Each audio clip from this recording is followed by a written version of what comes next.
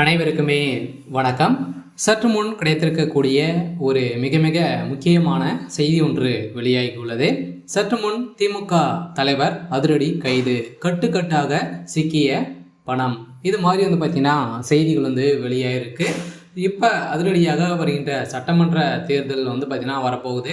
So அனைவருக்குமே தெரியும், இன்னும் 6 மாத காலங்கள் இருக்கு இல்லையா?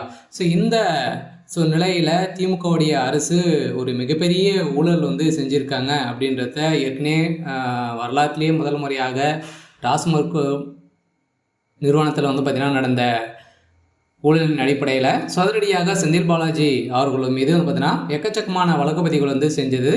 இருந்தாலுமே பார்த்திங்கன்னா அதிரடியாக முதல்வர் ஸ்டாலின் அவர்களுக்கும் திமுகவுடைய தலைமையத்துக்குமே இதில் தொடர்பு இருக்குது அப்படின்றத ஏற்கனவே திமுக சேர்ந்த அமைச்சர்கள், அதே மாதிரி பார்த்தீங்கன்னா டாஸ்மாகுடைய நிறுவனத்தில் வேலை செஞ்சு கொடுத்திருந்த மேலாளராக இருந்த விசாகனுடைய வீட்டிலும் தொடர்ந்து 3 நாட்களாகவே ரைடுகள் நடந்தது. இதை தொடர்ந்து இந்த பணங்கள் அனைத்துமே எங்கேயுமே கிடைக்காது இருக்கக்கூடிய நிலையில் தான் இப்போ அதிரடியாக திமுகவுடைய தலைமையகத்திலே பார்த்தீங்கன்னா அதிரடியாக அமலாக்கத்துறை ரெய்டுகள் நடத்தியிருக்காங்க.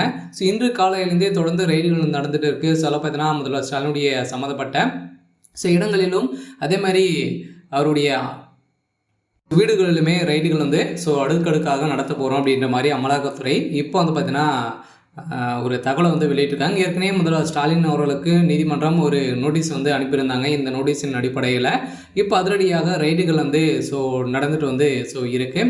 இதை பற்றி இந்த வீடியோவில் முழுமையாக பார்க்கலாம். அதுக்கு முன்னாடி நம்ம சேனலுக்கு இப்போ தான் நீங்கள் முதல் முறையாக வந்திருக்கீங்க அப்படின்னா மறக்காமல் நம்மளுடைய சேனலை சப்ஸ்கிரைப் பண்ணி சப்போர்ட் பண்ணுங்கள்.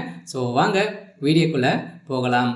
பார்த்தீங்கன்னா திமுகவுடைய ஆட்சிக்கு வந்ததுலேருந்தே 4.5 வருடங்கள் பார்த்தீங்கன்னா இப்போ முடிவடைந்திருக்கக்கூடிய நிலையில் இப்போ நீதிமன்றம் அதிரடியாக அமலாக்கத்துறை பார்த்தீங்கன்னா கஸ்டடியிலேருந்து இப்போ இது வரைக்குமே நீங்கள் செய்யக்கூடிய திமுகவுடைய அரசு மீது நிறைய ஊழல் வழக்கு இருக்குது. அந்த ஊழல் வழக்கின் அடிப்படையில் பார்த்தீங்கன்னா இப்போ அதிரடியாக அமலாக்கத்துறை கணக்கு வழக்குகள்லாம் பார்த்தீங்கன்னா இப்போ கேட்டு இருக்கக்கூடிய நிலையில் தான் இப்போ அதிரடியாக திமுகவுடைய அரசுக்கு ஒரு மிகப்பெரிய சாபத்தை கொண்டு வந்திருக்கு.